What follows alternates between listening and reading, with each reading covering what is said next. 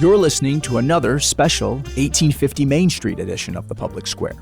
If you haven't yet, please visit 1850mainstreet.com to learn more about this project featuring Dave Zanotti and Michael DelGiorno talking about the issues of the day.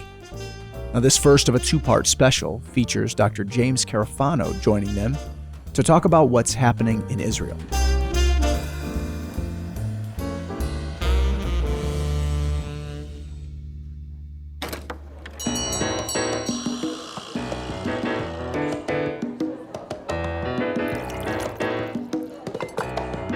Real questions, real answers for real life.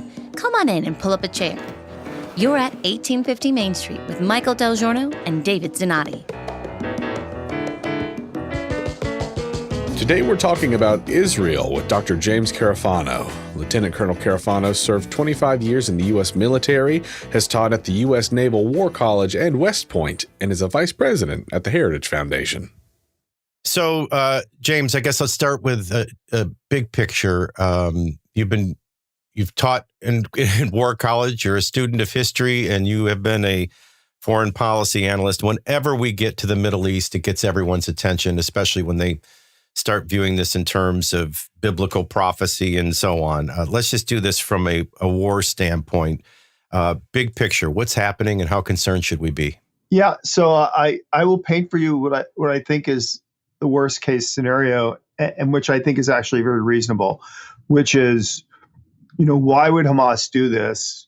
They know that they're going to get hammered by the Israelis. Hezbollah knows if they attack, they're going to take tremendous casualties. So why this? Why now? And I think the answer is Iran. So I think the reality is Iran, as we all know, Iran has been empowered and enabled by this administration over the last 2 years. They've made tens of billions of dollars in oil revenue, which had vanished under the previous administration. They basically got the U.S. government to crawl on glass to offer them $6 billion for hostages. So Iran felt greatly empowered, and I think they thought that this is the perfect time. So they have Hamas start a war in the south. Then once the Israelis counterattack, they have Hezbollah attack in the north. Look, they're not going to destroy Israel in the near term, but I think the goal here is the Israelis are greatly weakened. The United States is humiliated as a regional power. And then at that moment, Iran, right in the middle of an election campaign, U.S. presidential campaign, just declares it's a nuclear power. And, Biden will blink and not do anything in the middle of an election. And then a new president will walk in and Iran will have been an established nuclear power. So I think that's the scenario here. And I think from the Iranian perspective is, what do we have to lose if conditions aren't right after Hezbollah and Hamas attack? I'll declare nuclear status another time. But I think that's the game that's afoot. And this goes back even to the Barack Obama administration, really, where it began in buying the time for Iran. Iran with nuclear weapons as a nuclear threat, unacceptable. What does that do to the world? Because that's the unspoken worst case scenario. We keep saying that it's unacceptable, and yet just this week they allowed restrictions on Iranian purchases of ballistic missiles to lapse. Under this administration, remember we said, we're going to allow Iran to enrich because they're going to build a commercial nuclear energy thing. And this way they want the security of their own nuclear fuel. So we're going to permit that. We're going to give that to them. So what are they up to today? They're up to 80% enrichment, which is virtually there to build a nuclear weapon, which is so many factors greater than you would need for a commercial nuclear power plant. I mean, the joke is literally over, and literally they are at breakout point. And we keep saying it's unacceptable that Iran's a nuclear power. Yet we've done everything to set them up to do that. And what are we going to do when that happens? All right. So David brought up this question about Shiites versus Sunnis, and there's actually a pre-question in terms of fighting two proxy wars at once and prioritizing Israel over Ukraine, which we'll get to in a little bit. But kind of walk David through, at first when Hamas did this, I thought, okay, this is their way of they've been lost on the international scene and status quo. It's time to shake things up and get some attention. But now it seems far more coordinated. And I think just kind of like trying to figure out the errant missile, it's apparent to everyone that you're right. This is about Iran. It's an Iran play through Hezbollah. It's an Iran play, really, quite frankly, through Hamas. Walk him through the difference when we're dealing in terms of offensive attacks and ultimate military motives. I've always, from spending time with you, assumed that a Sunni is more political, patient. They wait for timing. Shiites are far more aggressive in their theology, that by taking these offensive actions, they're bringing about their ultimate goal, which is world rule and the appearance of a hidden imam and all that. It's interesting and concerning to me that they're coordinating together. So let's dust out the difference usually between a Shiite-created offensive versus a Sunni-created offensive. And is that even on the plate for you? Well, so it's interesting. This is what makes the Middle East so complicated, because there are all these universes that exist in the Middle East simultaneously. There are still, for example, tribal influences, right? What really matters is the tribe. We've seen that actually reemerge in a pronounced way in Iraq. In some places, it's almost political and almost anachronistic. But in other places, tribal bonds matter more than anything else.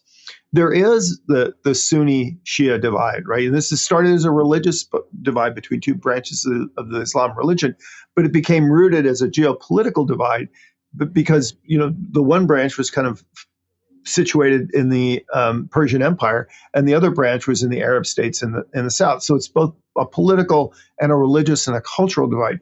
Then there are nation states, right? Then there are also great powers at play, and it's just not the United States presence. I mean, Russia's tried to be resurgent in the region. China's trying to gain influence in the region, and then there's this ideological divide that's always existed in the Middle East between essentially modernity, right? The idea of let's become a normal country like everybody else, right? And the idea of traditional Arab culture, which rejects commercialism and all Western values and everything else. All these things are bubbling simultaneously, and they have different influences at different times. So I think when you look at the relationship between Palestinians, who are largely Sunni Muslims, right, completely different branch of the majority of Iranians who are Shia, why are they colluding together? And the answer is because the Palestinians in Hamas, even the Palestinian Authority, certainly Hezbollah, they would not be forces to reckon with without the cash that's funneled them through Iran. And the one reason why they have become less demonstrative in recent years was because under the previous administration, they so cracked down on Iranian sources of revenue that Iran did not really have the money to spare. I had a youth pastor when I was younger, always used to try to help me when I was young see that life's about good, better, and best. And sometimes good is as good as it can be. Sometimes better is better than good. And sometimes you can achieve best. But to kind of keep that focus. So in the course of this conversation, why don't we use the reverse of that, which is bad, worse, and worst. Right. You brought up a worst case scenario concerning Iran. I always view it as bad is somebody is misbehaving and they're a threat to stability and security. Worse is when I see all these different Muslim sects starting to work together. When I see Shiites and Sunnis together, Islamic Jihad, Muslim Brotherhood, Hamas, Hezbollah, Taliban, all kind of working together, that's worse. The worst is when I know China and Russia are backing all of them united. That, as you know, is a checkmate play. What are you seeing? Because I'm getting concerned now that I'm seeing Hezbollah coordinating and working to the north as Hamas is working from the Palestinian territory. I'm starting to see them all unite.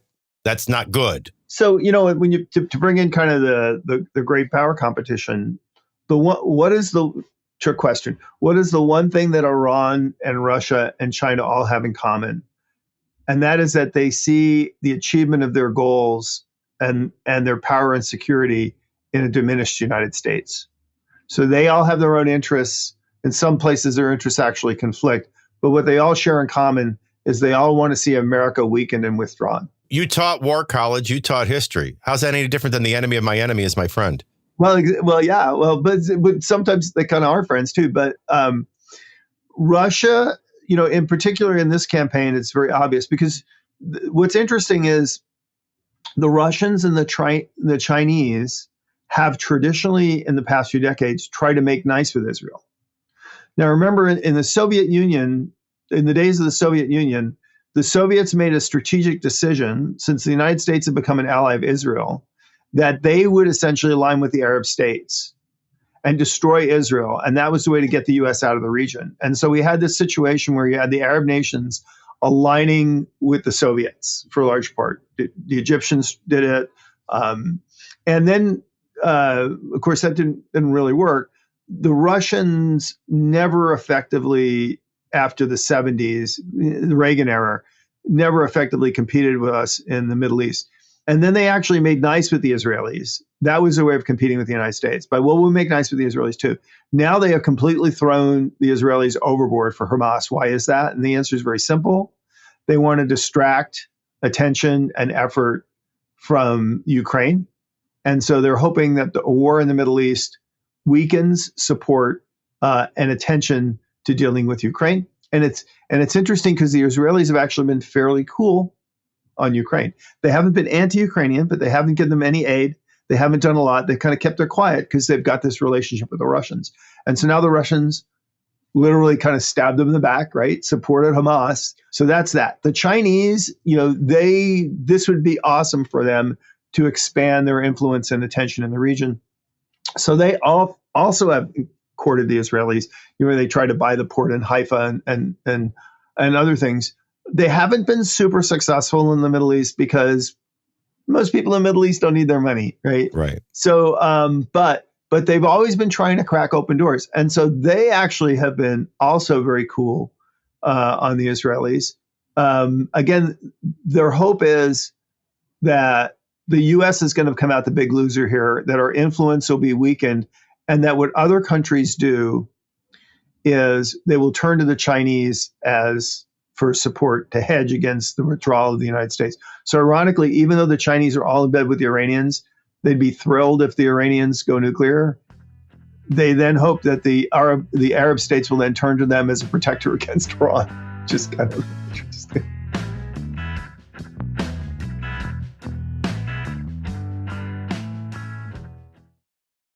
Guys, I know we're all thrilled whenever we hear from listeners. We do quite often, as a matter of fact, and you don't have to agree with us to respond, but we really enjoy it when we resonate with listeners. Here's a listener named Bonnie in California. Now, I drove through this area of Northern California recently. It's just beautiful. She lives in McKinleyville, California. She says, "Thank you for an informative and captivating program. It's been most appreciated to hear news and information that can be difficult or impossible to obtain, especially in regards to health care and other issues that most people simply cannot find. So thank you for your ongoing hours of research and for bringing the information to us in a format that's easy to comprehend. My prayers are with you, and when I'm able to contribute finances, that will also come. Meanwhile, and this is important, I am busy telling people to go to your website or listen to the radio programs. Please keep up the good work. To God be the glory." Well, a little of that goes a long ways, doesn't it? Wayne, I want to thank Bonnie, all of us do, because that note is a real gift, a tremendous gift of encouragement. So thank you. And I love the way she really gets it.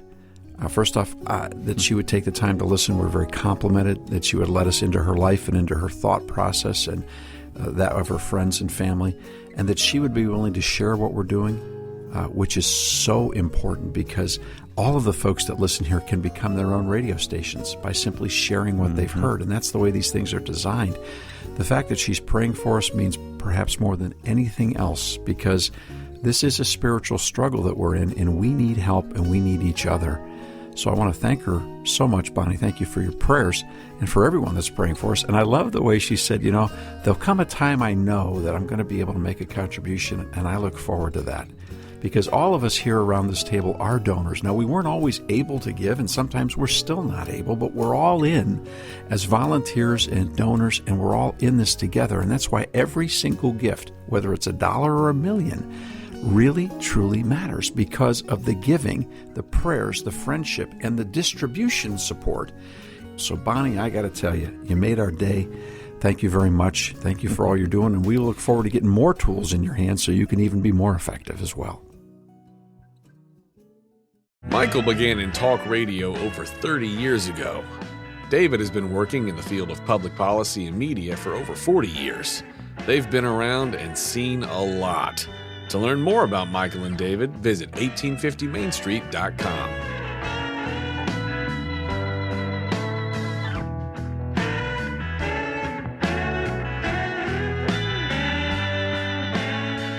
So my question is, it appears that Iran being a nuclear power is inevitable.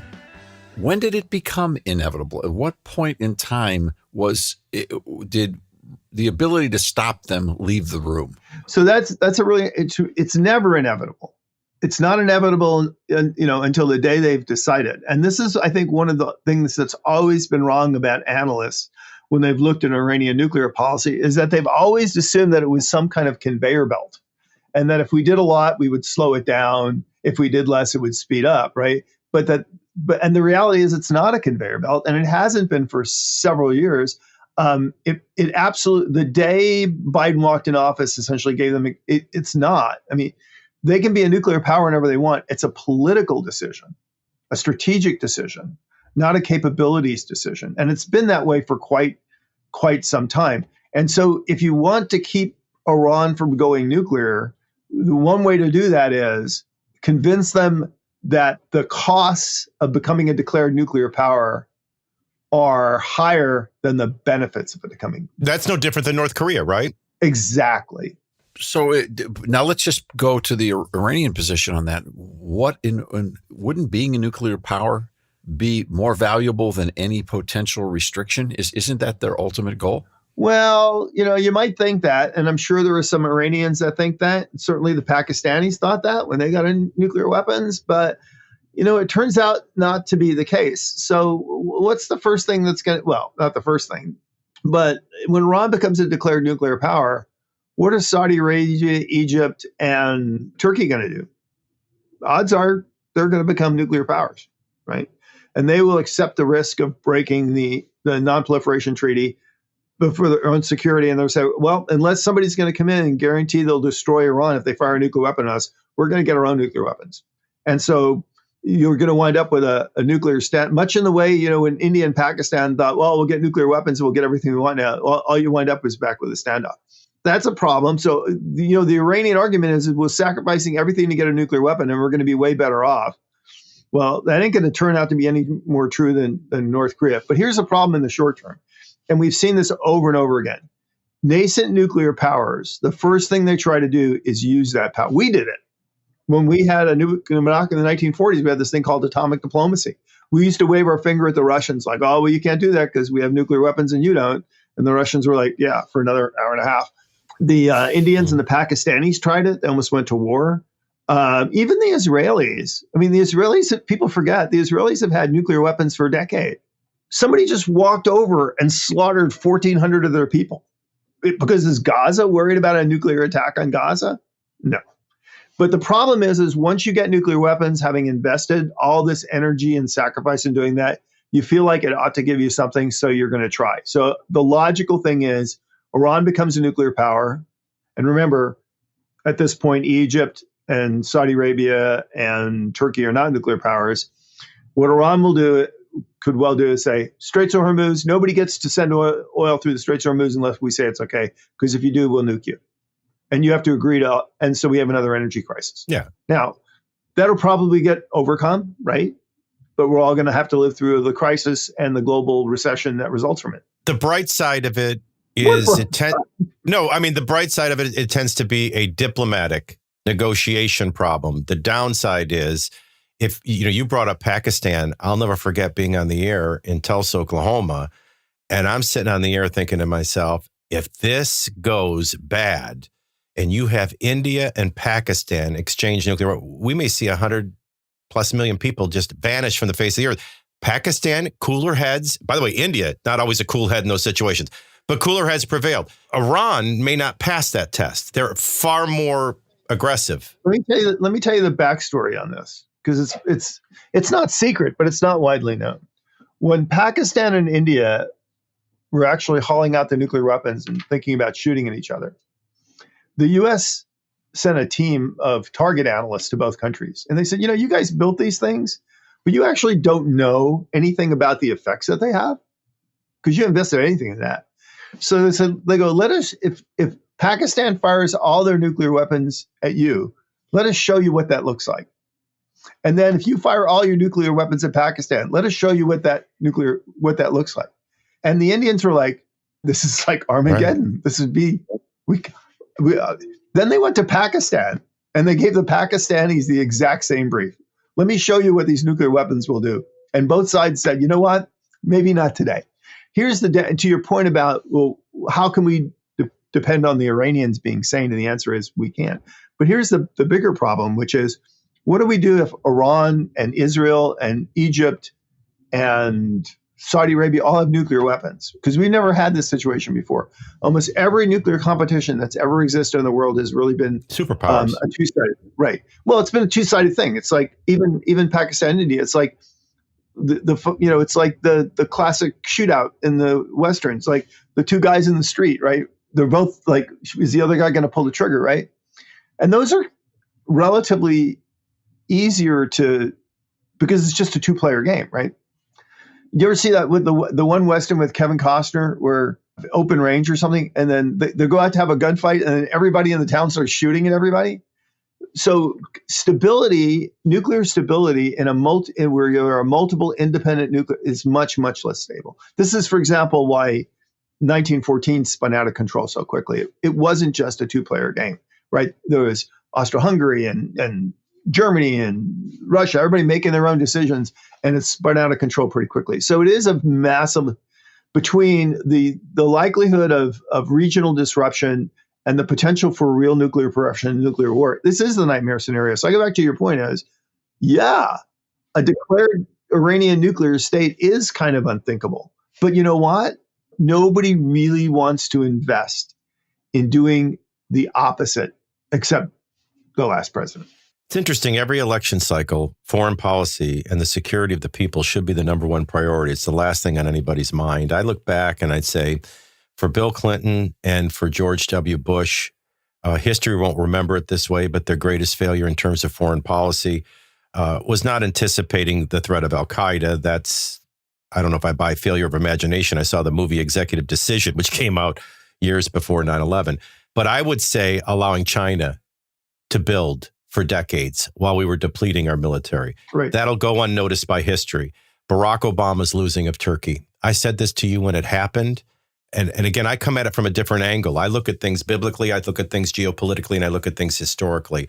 This one falls under an area I normally don't discuss with you, which is biblically. Turkey is that final piece of the puzzle. And it's going to be probably next to cutting a deal with the Taliban, the cause of the war, to exit Afghanistan that Biden then even botched up years later.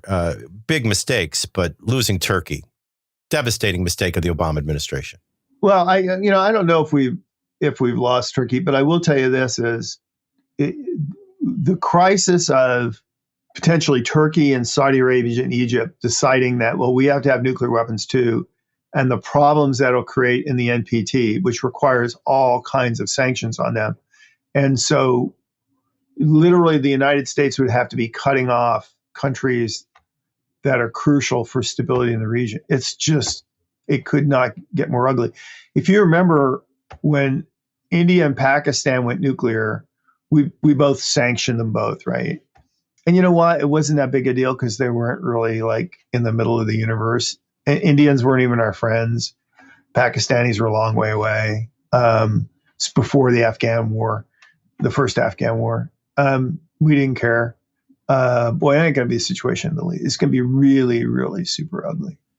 Can I over-summarize and you correct me? I sense from talking to you, there's not a real clear and present danger to Israel right this second. There is a clear and present danger to stability in the region. And because of this region, the world. Absolutely. This is the greatest instability we've had since 73. You never know who might be stopping by at 1850 Main Street, and the conversation is just getting started. To get connected, check out 1850mainstreet.com. We don't data mine anyone or sell your information. Subscribe today so you don't miss a single guest or conversation. We'll see you next time here at 1850 Main Street.